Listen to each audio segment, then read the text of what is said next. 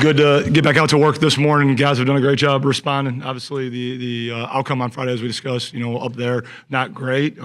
Sometimes part of this learning process, right? The growth and mastering skill and building the culture can be pretty messy, and sometimes that means getting punched in the face and taking a good old American ass whooping the way that we did there on Friday night. And I think at times, right, that's going to stimulate growth, and the guys have responded the right way through all of it, and really came back yesterday with the right mindset, leaned into the corrections, took confidence from some of the plays where we did some good things. Thought there was a good fight, good finish all the way through Friday night, which again is the resiliency and the character of this club. And I know we'll continue to fight and finish the season the right way. And nothing more important than how we handled our work this morning. Guys had an energetic and spirited practice, really leaned into a really good opponent, and need to flip the page and move forward to protecting our home turf on Friday night here at Snapdragon. But that you're not just building but rebuilding the program right now. Do the guys understand that as well? Like, they're going to be lumps like this? Are they still bought in, understanding this is going to be a process? Yeah, I mean, there's no doubt that everyone in that locker room is bought into our process and what we're doing, right? I've refrained from using any sort of connotation about rebuilding, because for our seniors that only have 4 guaranteed opportunities left, we need to maximize each and every single day and every single opportunity and every single moment that we have for them, right? And so while we are building something special, we're not just using this year as a throwaway at all, right? Like every single day, every single moment that we get to create extra time today that can build for, a postseason play and creating that bowl moment, that bowl opportunity to keep this team collectively together for as long as possible is critically important. And there's no doubt in my mind that there's any sort of wavering or disbelief in our process whatsoever. I mean, like, to hear our guys champion our process, and again, to be seated upright with their notebooks open, eager to take, the lessons learned from Friday night, and then to lean into the opponent that we have this week, the scouting report, the keys and the tips to the game, so that we can go have good, productive work the way that we did this morning. Those actions show me that we have the majority of the locker room, and we have what we need to go be successful this week and into the future. What does that tell you also about just reinforcing the fact that you believe you're doing things right, you're getting the right kind of guys in this program? Yeah, absolutely. I mean, our leadership from our staff, the leadership from our kids, and the character within our club, I think, is undeniable, right? And so we'll continue to develop that character, and because of that character, it will accelerate the talent development of the guys that we have within the building. And obviously, we'll continue to, inject new life as we do year in and year out, the talent acquisition process. But character is always going to be top of mind. Guys that we can trust, guys that go about it the right way, guys that have an unbelievable physical skill set, so that we can consistently win championships and bring championships home here to the Mesa year in and year out. Sean, a question about the scheme, etc. Do you need, or have you exposed your quarterback to too many hits by going to spread formation? I mean, because I tend to think, watching this close up, your quarterback's taking a pounding. Do you need to keep tight ends in, H-backs in, to give him max protection to help him? And because what I fear is I'm seeing right now what I saw the first half in Colorado last year when Shador got maimed, and I see the same thing happen to Danny. And is there a fear one of these times he's going to go down, he's not going to get up?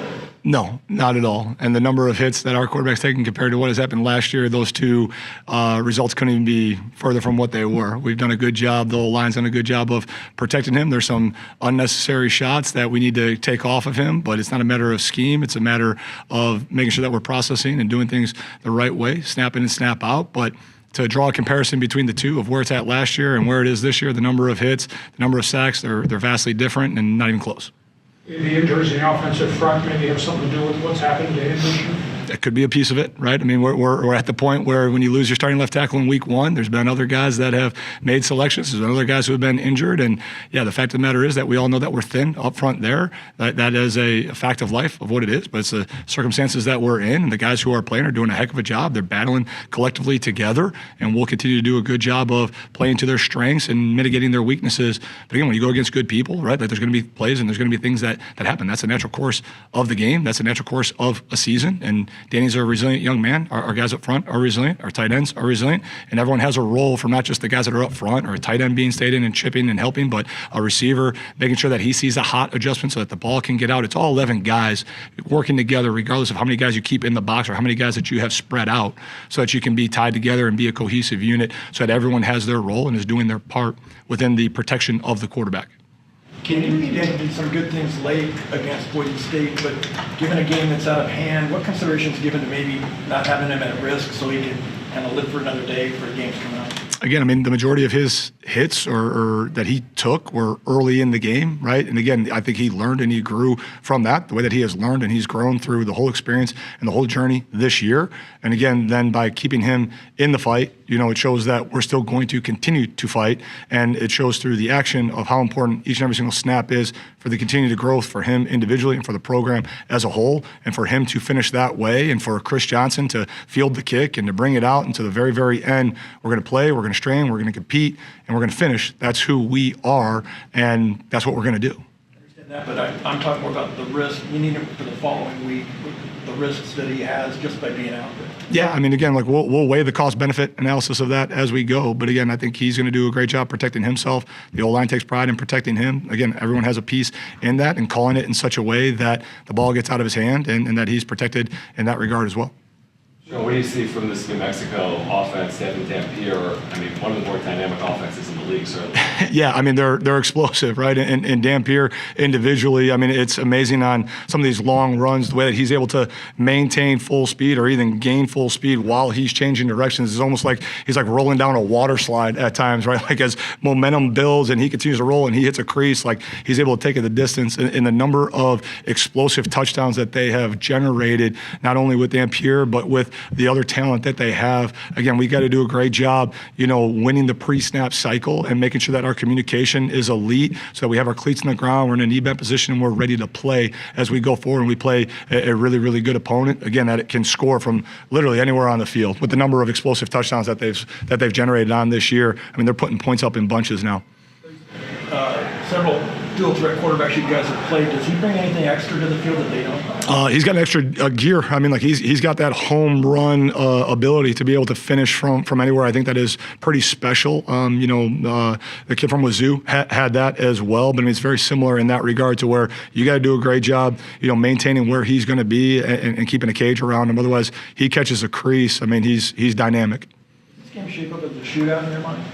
I'm not sure. I mean, like they've been in quite a few, as they've gone through, right? I mean, but as things sort out and each individual play and each individual game is kind of unique. And, I've been doing this long enough to where you kind of go into it with one vision, you build a plan thinking it's going to be one thing, and then the moment comes and the lights come on and things start to sort out in front of you. The pieces on the chessboard start moving around, and then you got to do a great job managing the situation that you're in. But it certainly has the potential to be that, with the explosive play making ability on both sides of the ball that we possess and that they possess as well. Is Dampier run first or throw first, and is he maybe one of the more dynamic QBs that this conference has seen? Very dynamic, yeah, and very capable of both. I mean, he's hurt teams in a lot of different ways, but I think his ability to run really stresses you out and making sure that you always got to account for him as that threat. But that's not to say that he doesn't have the capability, or the makeup to execute in the throw game at all. The playing surface, the Snapdragon became a story this last week. You were on it a couple weeks ago with Washington State. Do you have any concerns safety-wise putting the players out on that track? No, I don't have any concerns safety-wise at all. We've had great conversation about where it's at and have said numerous times that everyone within the organization and every aspect that impacts and affects our kids, they would need to do their job and make sure that's something at a championship level. And I know the grounds crew is doing an elite job, from the time that we left that surface when we played at Wazoo to get it up to par and to our championship standards. Yet it wasn't in good enough condition for the Wave to play on it just a few nights ago. What have you been told about how it's been improved? Yeah, I mean, there's been a full rundown and a full plan that, again, like guys who know a heck of a lot more about grass than I do, that I'm leaning on them. And obviously the Wave made the decision that they made.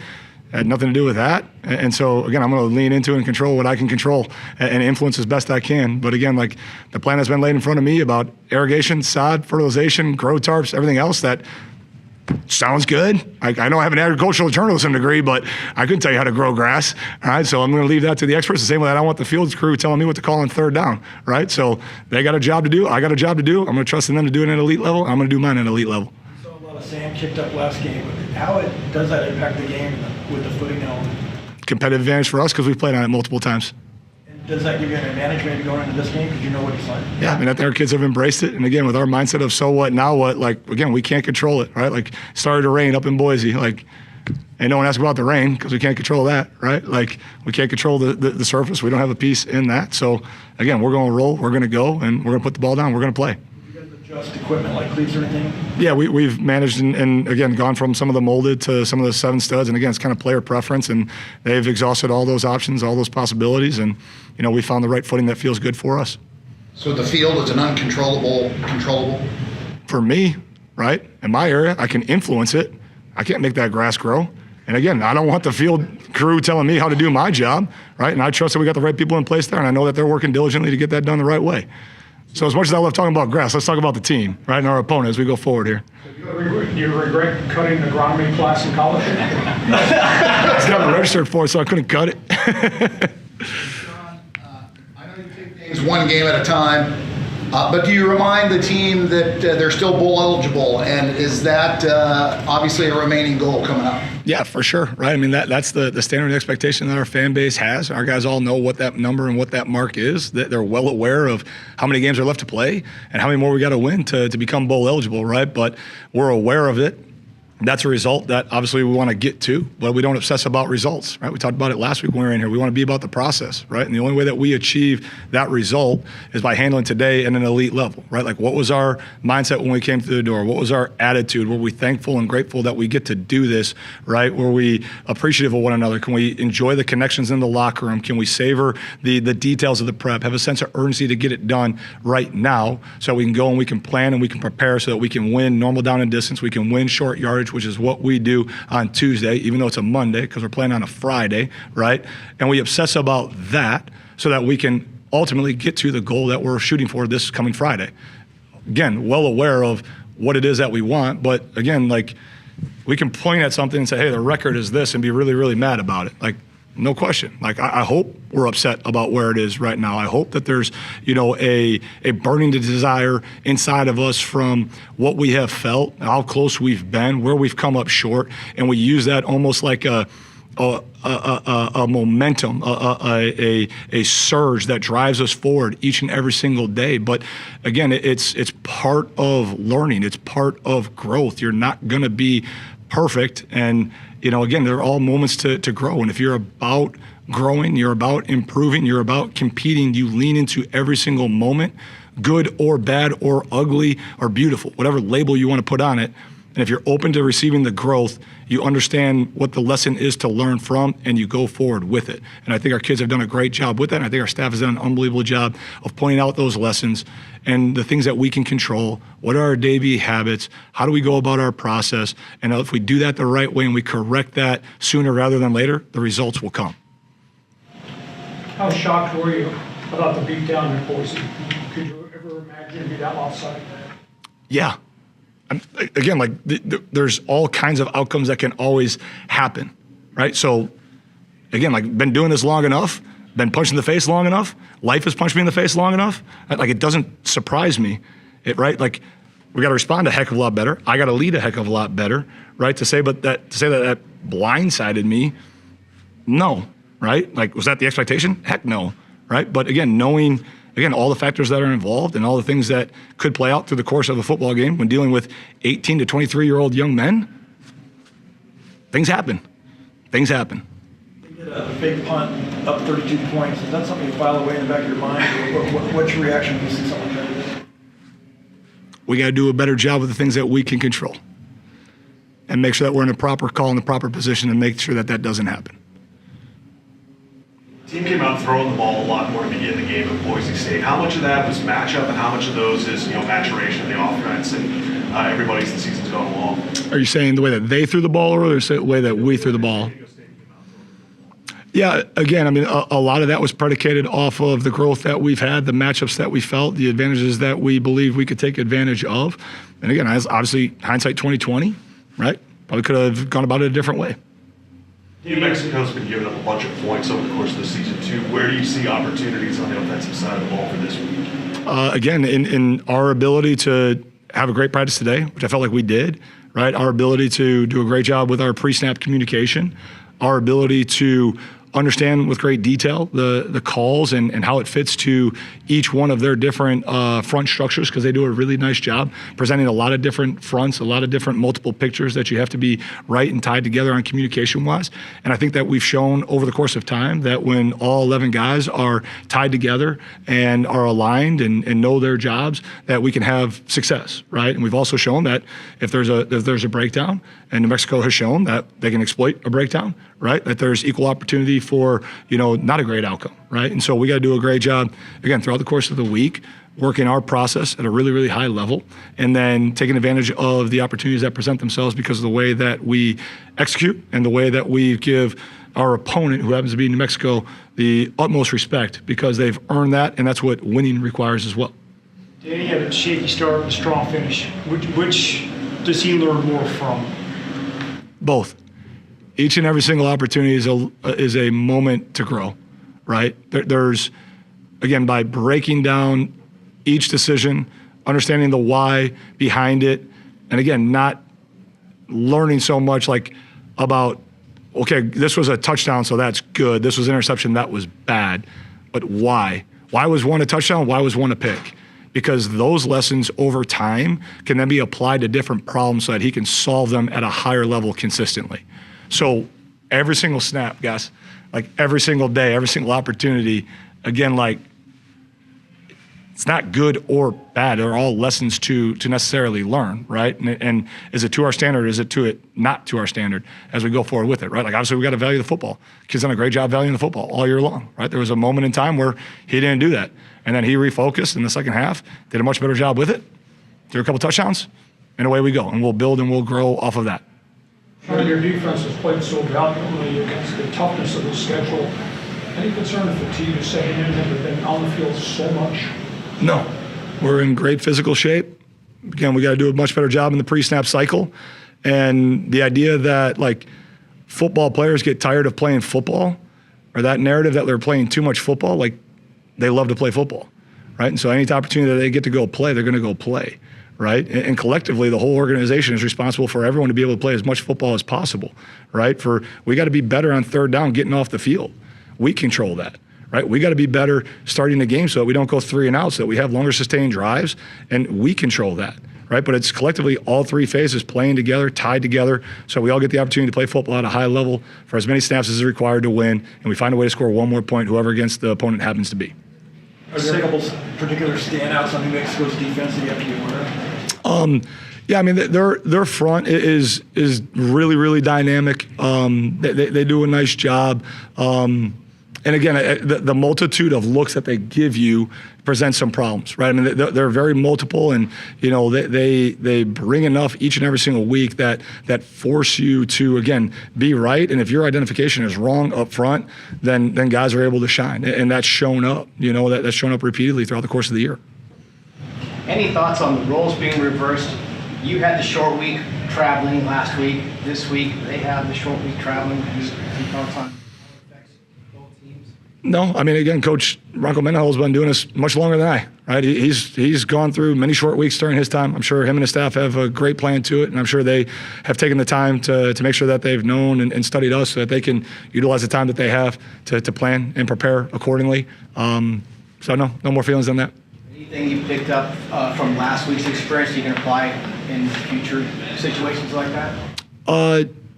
Yeah, there's some things that we'll file away, but right, like each team's specifically unique, and we don't have any more 6K work weeks with this particular club, right? So I'll file that away, keep that in my back book, right, in my back pocket. And again, as we assess each year, as we're in those positions, right, we'll be able to apply those lessons learned. There were 1,100 yards in offense in that game with Wyoming. So how many plays do you look at from the video of New Mexico versus Wyoming? All of them. All of them. Every single one of them in all three phases, right? Like, I love watching film. Look, this might be weird, right? Like, so I don't know a whole much about a whole lot. I love football, and I like guys that really like football. The channel might inner Jim Harbaugh here, right? So like, I like watching a lot of football, right? Like we had a little extra time on Saturday, and guess what I did with that?